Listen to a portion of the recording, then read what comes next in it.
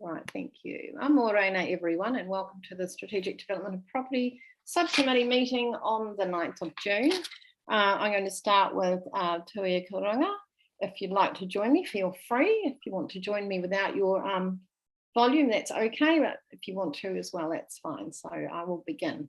Tuia Kurunga, Tuia Kararo, Tuia Kiroto, Tuia Kuaho, Tuia Te Tangata, Karanga Te Po, Karanga Te Ao, Hunie, Huie, Tākie. Right, we'll get back to the normal screen. Thank you. This morning we have got some visitors who will be introduced on the item that they belong to, and I'll just go through the normal housekeeping for you. So the normal Zoom and live streaming protocols apply. We've been doing it long enough. Boy, have we not? If you wish to have a question, just raise your hand. The key function is probably the best, but if like me, you've had a couple of hitches over the last few days, my tools dropped off, so use your normal hand. When voting, use your green tick or your red cross. The functions on the computer. Please know we are live streaming during the breaks, so you might want to turn your camera off. We're going to try and have a 10-minute break every hour, but that's one that I'm terribly failing at. So if you want to remind me, you're most welcome to do that. And if you're going to leave the meeting for any reason, just let the GAs know through the chat function. And if someone knocks on my door, we'll have to have an adjournment because there is no one here who can answer it, and they'll just keep knocking. Right, so we'll move on to the apologies, and I have one from John Peters. Are there any others anyone's aware of? No, so I'm happy to move that. Who would like to second? Yvonne, thank you. So I'll put that. All those in favour, please use your normal hand would be the quickest in this case. Can't see everybody. Oh, thanks, Trudy. Yes, thank you, that's passed. Confirmation order of business is pretty much as on the agenda. Of course, I might change my mind partway through, but as at the moment, this is the agenda is as we will go for. There is no interests, checking for any interests. Nobody making any noises there. Public forum, I'm not aware of any public forum item. So we'll move on. The chairperson's report. No, sorry, didn't have time to do one of those. We've been too busy writing chairperson's reports. So I'll move on to item 6. And that, well, 6 on here, but it's actually not. It's the Nelson, it's 5 on the agenda. It's changed because we put the chairperson's report in, isn't it? So it will be the Nelson Marina Master Plan, and I will hand over to Nigel and he can welcome Phil. Thank you, through the chair. It's my pleasure today to present to you all the draft Nelson Marina Master Plan. This plan includes proposals to provide a public city-to-sea link, improvements to public amenities around the marina, and the development of commercial marine facilities. The proposal looks at the next 15 years and includes looking at a new waterfront promenade for walking and cycling to the marina, to bring the community down to the marina and activate the area, a revitalised pocket park with views of the boat ramp, reconfiguration of the public boat ramp area to address congestion and safer launching of powered vessels. It looks at new cafe and food and beverage premises with views over the marina, a proposed new sea sports facility for clubs using non-powered vessels to be located in the northern end of Atkinson Street, improved car parking by the provision of additional spaces for marina users, electric vehicle charging stations and bike racks, a dedicated fuel pier for the marina, a future-proof and nationally competitive marina hard stand, a new boat hoist to cater for the region's vessel maintenance needs, a new marine service centre which will integrate the hard stand and support development of marine industry cluster, improvements to marina infrastructure, including non-slip surfaces, recycling, energy efficiency and marina water quality, includes reconfiguration of marina berths to meet excess demand for larger berth sizes and to ensure that the existing water space is utilised in an optimal way. There's plans for a future marina extension to the north of Atkinson Street to increase berth numbers to meet demand over the future, and a long-term plan for a dry stack facility. The paper today sets out the proposed consultation process, proposed from the 20th of June through until the 20th of July, as per the requirements of the Local Government Act 2002, and including the principles of consultation under Section 82. With me today as well is Mr. Phil Wardale from Wardale Marine Consulting, who have been our main consultants throughout this master planning process. So I think he will be familiar to all of you now. So welcome, Phil. And thank you. I now present my paper to the subcommittee and welcome any discussion and questions. Thank you, Nigel. I had a couple of people email some questions through. There is only one hand up though, so no committee members want to ask. Yes, thank you. I usually go, so come back to you, Judine. John, and John did send some queries through, so I'll go to John. Thank you, through the chair. Just a couple of questions arising. Thank you, Nigel. The plan itself, I think, is a great visionary document in itself. But I suppose surrounding around that, I just have a couple of questions, and hopefully you've had a bit of a chance to have a bit of a look so that I can get a bit of a feel. I don't know if you want them one by one or if you want me just to roll through all 3 or 4 of them at one go and see where you get to. Yeah. Okay. So look, I'm a little bit confused about our internal processes around seeking consultation when we've got a marina strategy in place, which was put out to the public a couple of years back, like 2 or 3, consulted on and approved. And my very quick understanding of this master plan relative to that strategy is that they are very much in line with each other. So it sort of feels as if we're consulting on something we've already consulted on, if that makes sense. And so I sort of was looking at the master plan in more in the space of it's the delivery mechanism for the strategy, which has already been agreed. So I'm a wee bit confused as to why we're going back out for consultation. And then if I sort of step back out of that and go a step lower and go, well, if we're looking for feedback on the plan, my recollection of the Wardale report is that we canvassed what we were doing pretty widely with all sorts of sectors and sought input from all sorts of people into the actual plan itself. So that sort of feedback loop, other than just being closed, is already in play. So look, I just don't know why we're consulting on a document that actually has already been done in the public arena. That's probably the question. And if my understanding about that's not right, then I'm kind of intrigued as to why we're going to consult on something that we actually put in play two or 3 years ago. Nigel. Okay, thank you, John, through the chair. Yeah, well, in terms of the strategic plan, that did go to consultation, and the strategic plan outlined a lot of different aspects of the marina, of which one was to develop a master plan. So that consultation covered the proposal to actually develop it, but now we wanted to bring that plan actually to the wider public, make sure that now that we've laid everything out in the master plan and have the various proposals both from the public spaces, the marina spaces and the development areas and the boatyard, that we have a consultation on that and make sure that we do cover everybody's views on the actual physical plan for the marina. Is there anything you want to add to that, Phil, from your side? No, I think that's fair. The strategy document was covering a number of different aspects, and definitely in our observation, it was quite silent in terms of the componentry of the redevelopment or the development of the undeveloped land base. So it did appear from the drafting of that document that there was an expectation for this master plan work and then progressing that further. So I think you're right, yes. Did that answer your question, John? Yep, thank you. So moving on to, I suppose what I feel like a little bit around a bit of a blind dive into the project without anything in here that I've seen around the numbers and the financial viability of the actual proposed program. So, it's all well and good looking at a painting and going, yeah, I really like that, would hang it on the wall, but if it's the Mona Lisa and it's going to cost you $1 billion, you're not going to put it on there.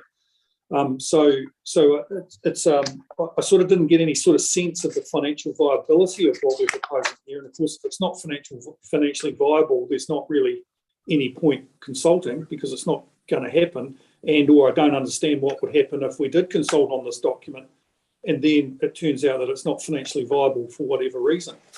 I did note in the decision-making area that we did say the financial impact under item 4, page 14, for those looking at the agenda, the financial impact on the ratepayers and the marina community will be moderate. And I don't actually understand what that means as to what a financial impact on the ratepayers and community as being moderate actually means. So I'm a little bit confused or unsure or unclear about financial impacts and why we're assessing it moderate, even what that means, and why we don't sort of have something in here that talks about financial viability and or be satisfied with our own thinking that it's financially viable before we put this out to consultation. Thank you, John. Through the chair. We have looked at and got a quantity survey to start looking at the figures of what the master plan and each aspect of the master plan will look like from a cost perspective. That is on page 90 of your agenda, or page 75 of the master plan document, and it does have an indicative cost estimate. It also shows there the expected funding basis. So the majority of these ones you'll see are business cases. So the idea is to look at the actual master plan, get an agreement that this is the direction we want to go, as a much more an umbrella sort of looking at it as a helicopter look down. And then if we agree that this is the right idea, then it's proposed that we do business cases for each different aspect of the Marina Master Plan, and that they wouldn't go ahead unless there is a strong business case to proceed. And so most of those projects are funded through that business case model. There are some that will be through the marina berth fees, and we will be looking, I'm sure, at increasing marina berth fees at some stage, but not in a radical way, but they will need to slowly inch their way up, and that will cover a lot of the improvements around the marina. And then we are proposing in here, because there is some public realm and community areas, to have further discussions on where that money would come from and from what department, whether that's a taxpayer funded project or whether it's a marina funded project. So this again, much more holistic. Once we've got the idea of, we've got confirmation this is the right way to go, then we will be moving into a much more defined business case process.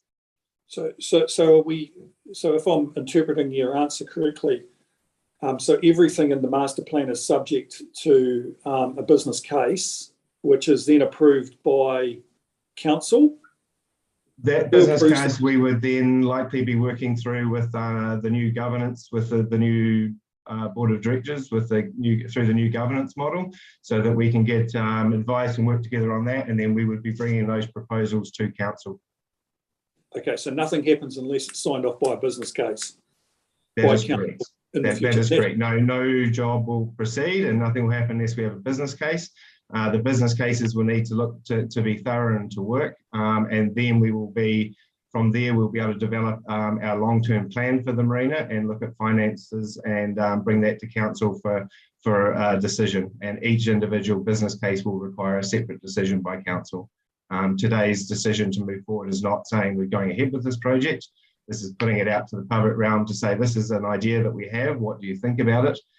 If we get a good broad consensus that this is the way to go, then we will break it down and start moving into a much more refined study. Okay, thank you. And so when we go out to consult on this, we will be saying that it's all subject to business cases moving forward. That is correct. Okay, not hidden on page 90. Okay, good. Okay, and finally, and thank you for that. Finally, look, this may or may not be a question for Nigel, but maybe a wider question. I have raised a concern that I'm very uncomfortable around the iwi engagement that we have and how this is positioned in this paper. when I have a look at the decision, important considerations for decision making, it very clearly says that no engagement with Māori has been undertaken in preparing this paper. One, I don't think that's my understanding, because I kind of, in the back of my mind, recall that in the Wardell report that it was some iwi consulted about the master plan and the development of the master plan. So that necessarily isn't correct. And then what I would have expected in here is some discussion around how we're going to engage with iwi over the master plan once it goes out for consultation, because I don't think that listing at local iwi at 14.4.1 as part of community engagement along with the rest of the community really reflects our treaty obligations as an organisation, given that they are a treaty partner of ours. So I would have thought that there would have been some dialogue in here about how we were going to engage with iwi as a treaty partner, engagement partner, as opposed to a member of the general community being listed as one of, I don't know, 20. Thank you, John. Who answers that question? That question? But I'm a little bit concerned that we haven't got our iwi engagement right here, and I'd be hoping that at some stage we've had engagement with Pānia's team around how we can do this and how we can do this properly, given it's such an important land and sea aspect of the city. Thank you, John, through the chair. Yes, in terms of your note on the paper, I wrote there was no iwi engagement on the paper itself, which is the consultation paper, not so much the master plan. So sorry there's any confusion there. In terms of consultation with iwi moving forward, we are working with Pānia at the moment. I can put some more details into this paper, exactly what that will look like, but we are currently working with her on a plan for our iwi engagement. And Phil has also engaged early in the process as well. So Phil, can you cover what iwi engagement you've had up to this date, please? John, it is fair to say that our standard process does look to engage, and obviously that's developing across projects across this country, in recent years in a much more formal cooperation, which I concur with you. Our initial inquiries with council officers, well before Andrew and Nigel were in place, were probably at a level that we had hoped to have a wider involvement, but it was limited to Ngāti Huia at that point in time, and it was pretty focused on the piece of land within the marina that was in question and considered to be under claim. However, that conversation progressed, and unfortunately during the COVID opportunity to get together just didn't mean that we had anything more than phone conversations with their representative, their general manager. Helpfully, he is also a representative of Wakarama, so we were able to sort of cover that off. But I recognise and I wholeheartedly support your comments.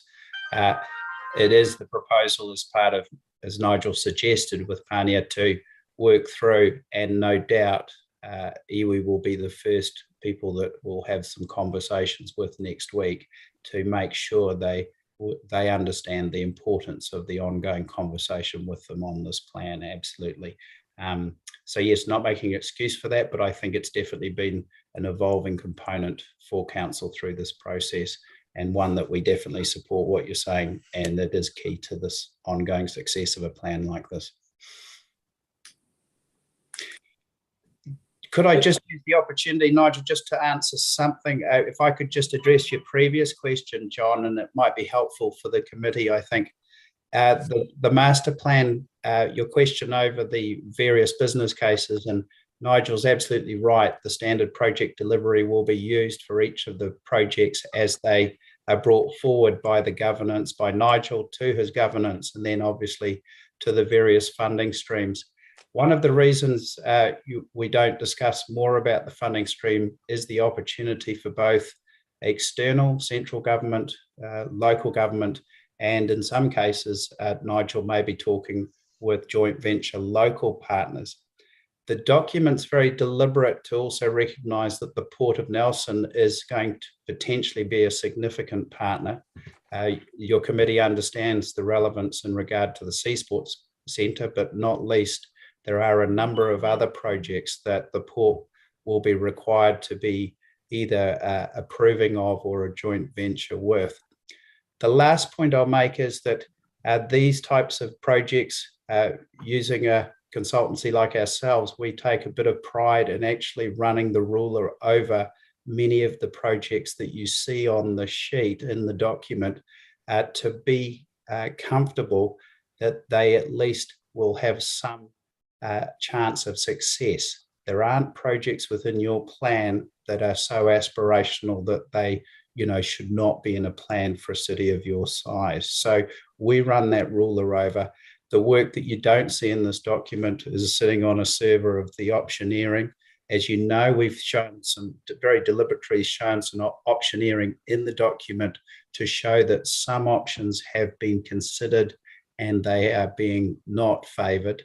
But I wanted to tell you that it's important that these types of documents do include projects that are going to be achievable both through a commercial business case model or in terms of those important public realm projects aspire to deliver an outcome to the community that we believe, from our experience, is going to be able to be passed muster through your committee or whichever committee is looking at the advancement of business cases coming from Nigel's new governance model. Is that helpful?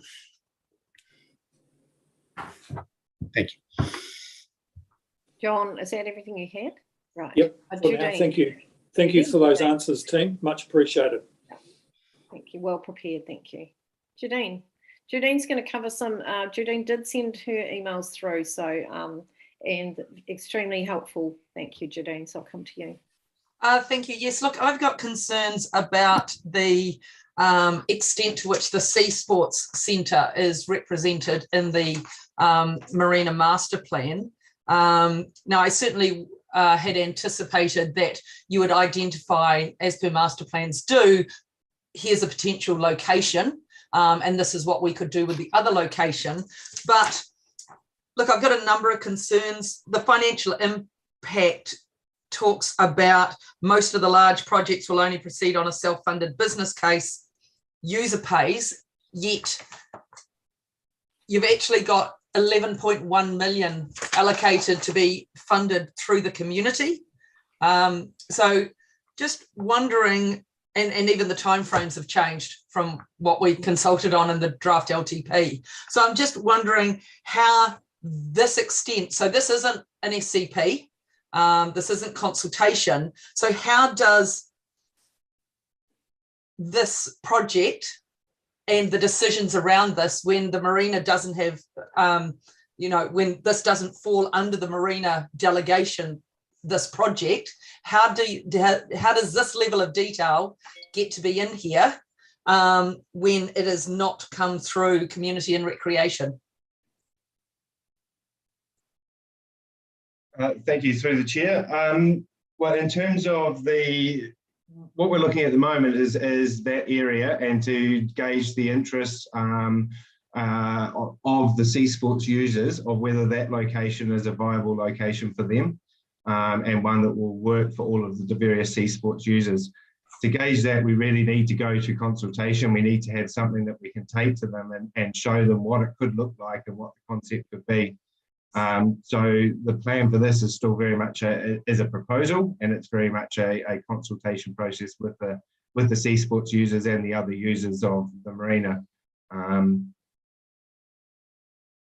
So I guess all due deference to that answer, though, is that if I was a sea sports user or a member of the community, I'd go, the LTP told me, quote, there will be no rates impact, and this now says there will be $11.1 million rates impact.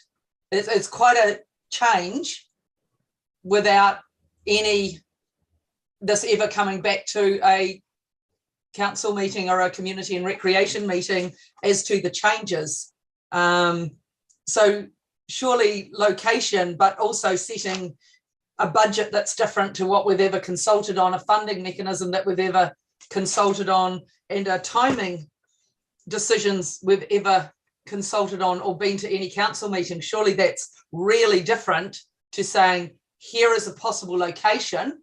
What do you think? And here is the processes that would need to go through, because location and budget and timing specifics are really different things. And this isn't a consultation. This isn't an SCP. This is just engagement. Okay, thank you. Through the chair. Yes, I mean, looking at it from our side, I was probably not, like the business case, is not intending to dwell down into the funding, where that funding would come from and what that would look like. So maybe we need to just clarify in the indicative project funding page, make some clarifications around that. What I was hoping to consult on in this case is very much the location, as opposed to who would fund it, how it would be funded. That's a decision later down the track for council. We do have, in terms of the timing, there is money that is in the long-term plan that was approved for the sea sports. It's nowhere near in the realm of the value that we're now looking at for the sea sports development, but it has been in the long-term plan, and it is under the marina account at present in the long-term plan.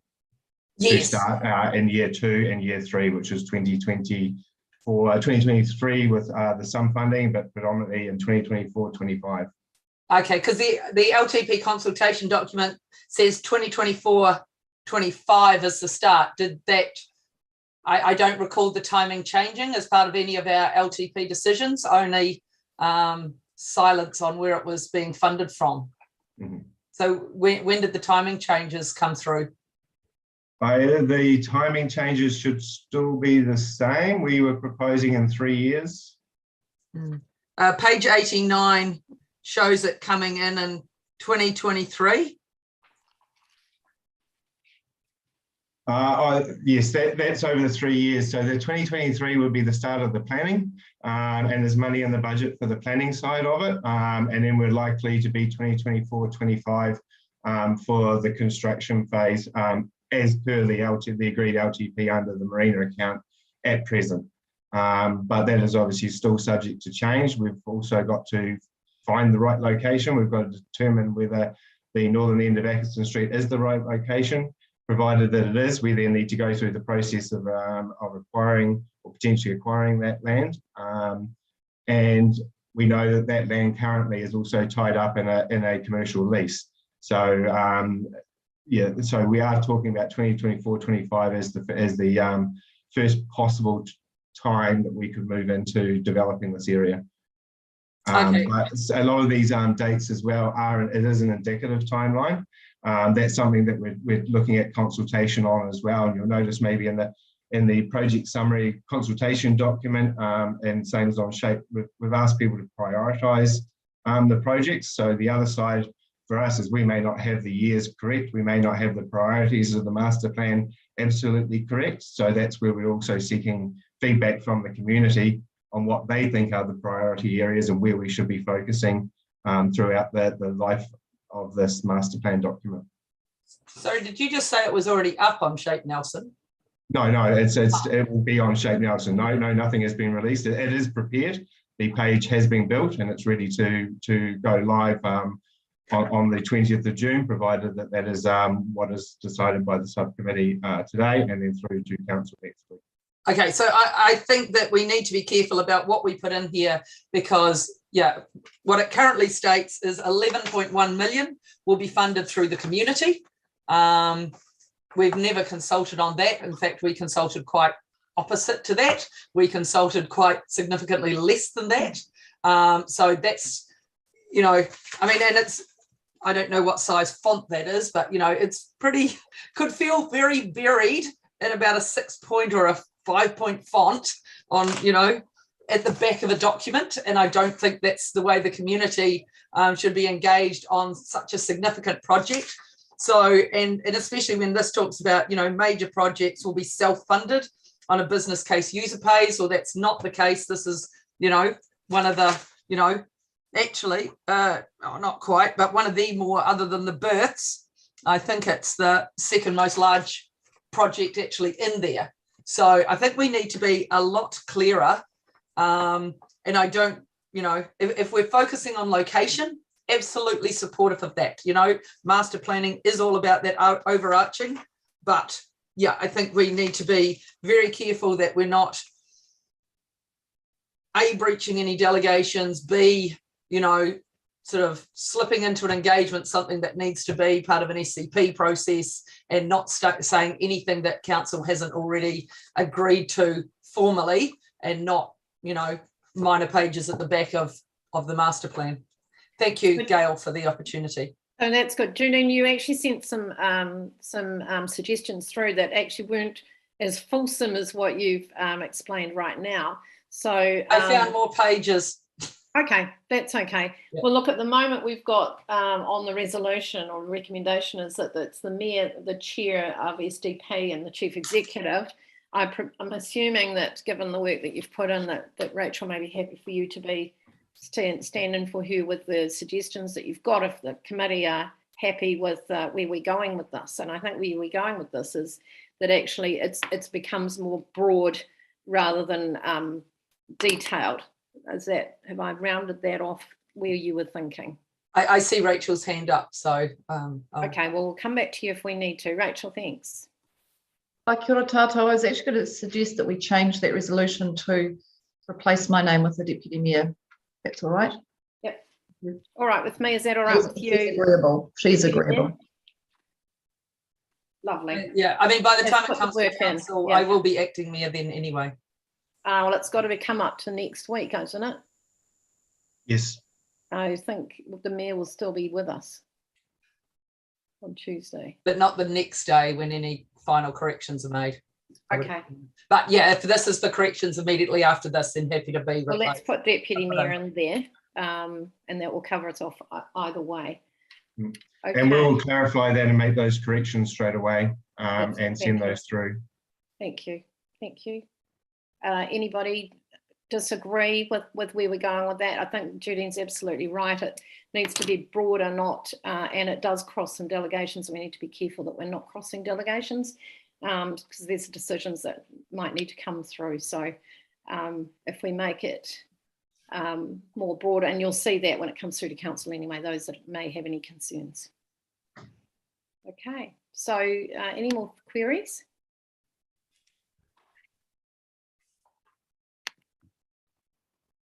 Right, okay, well, I'd like to move the recommendation and the recommendation to council. Do I have a seconder? Councillor Bowater, thank you. Do I have anybody that would like to speak? Mr. Murray. Yes, thank you, Councillor Noon. Look, I know I raised a couple of queries today, and I'm happy with the answers in terms of the implementation, as long as they're executed, needs to be executed. I think it's a great piece of work in terms of getting this marina moving forward and into the future. And if the step is that we need to do a bit more work around the consultation, which is I don't have any objection to. I think it's great to be getting on with it. And I'd be very encouraging of getting on with it so that we can get some movement down there. So Nigel, to you and your team, Andrew, congratulations on getting to this point. Mr. Wardale's here somewhere, so thank you for your input. I think it's quite exciting to get something happening. And Chair, well done, because I know this was a bit of a hot topic when the committee first started way back when. So some great progress over a couple of years. Well done. Yvonne. Thank you. John's said quite a lot there that actually I totally absolutely agree with all of it, really. And I've throughout this process, workshops, etc., and everything, acknowledged that I think it's a great piece of work as well. I just want to take the moment now that we're in public to do the same again and say congratulations. It's really encouraging, and I think that I've really enjoyed the amount of detail, especially the visual amount of detail, which is something that's quite important to myself, being a visual person. So acknowledge and thank everyone that's been involved with it. It's a great piece of work, and I'm really excited to see it come to fruition. So thank you. Thank you. And I will have the right of reply. Yes, to the team who have done this, and John Peters was unable to attend today, and he sent an email through this morning congratulating on the work that's been done. He's really impressed with it. It's highly professional, and it's a pleasure to see something so well presented to look at our marina and actually raise the bar, because it's been required, and it has been a journey as things are, and this is still partway through, but we've got something that we can be proud of, that can go out and get some public feedback. And look, I hope they're as excited. I'm not excited, but I am excited inside to be sending this out to the public for their feedback. And look, the area is already improved, and I'm just really, it's something to be proud of. I'm doing my right of reply, Mayor. So I just wanted to say thank you one and all, and I'm very proud of this piece of work. You don't often get an opportunity in your work in council to have that that ability, and this is one of those. So this will go down as one of those special places for me. Thank you. So I'm going to put that. I'm going to ask you to just raise your hands because it's so much quicker. So all those in favour? That's carried. Thank you very much. I'll send you, Nigel, you'll be busy doing those little alterations, and we'll see those and get them through in time for the council meeting so that we can see that they're covered off. And thanks, Judine, again for your work. That's absolutely brilliant, and John for those questions that came through. So I'll now be going on to... Thank you. Through the chair, Gail, sorry, just don't mean to interrupt, but just before you close that off, I think we will just need to clarify that resolution for the Deputy Mayor. Yes, yes, it's agreed that the Deputy Mayor, Chair and Chief Executive, but I presume that's you anyway, delegated. Is that correct?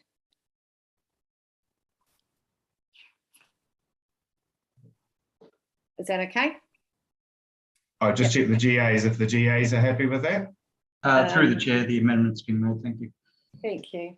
Thank you. Right, so we're going on to page 121, which is the quarterly report.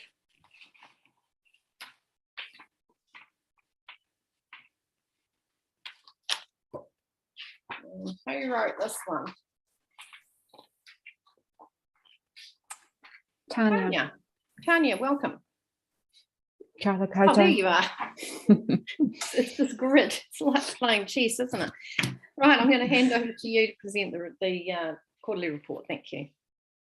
Thank you. I actually don't have anything particular this time to add to the report, so really welcome any questions. Okay, any questions?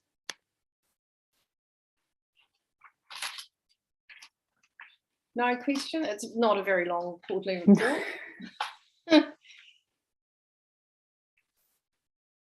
Okay, I think some of those things are going to be covered in the reports following too. So is anybody like to move? You can just put a physical hand up, that would be helpful. Thank you, Mr. Murray. Would somebody like to second the receipt? Thank you, Councillor Bywater. I'll put those then. All those in favour? That's carried. Thank you. Oh, we're up to exclusion of the public already, so I need to go back to my run sheet because it's changed slightly. So thank you for those that have been, and thank Mr. Wardale gone. Thank him for, if you could thank him for attending today, that was really helpful. So we'll now move into public excluded, which the reasons being in accordance with sections 48(5) and 6 of the Local Government Information and Meetings Act, and we're moving that Jennifer Rose and there's another person, Jennifer Rose and Sarah Barrett, both from Becca, are allowed into the public excluded section for their knowledge relating to an item that was this meeting. Have I covered that off, GAs? Through the chair, that's correct. Thank you. Thank you. So I'll move that we go into public excluded. Can I have a seconder, please? Councillor Bywater, you were here today. I'll put that. All those in favour, just a hand. Thank you, Tim. Okay, that's carried. Thank you. I'll give the GAs a moment to sort us out. 9:43. Do you want to take a 10-minute break now? If you want to, put your hand up, please. Okay, we'll take a 10-minute break. We'll be back here. Well, my thing says, so it'd be 9:53, 9:55. We will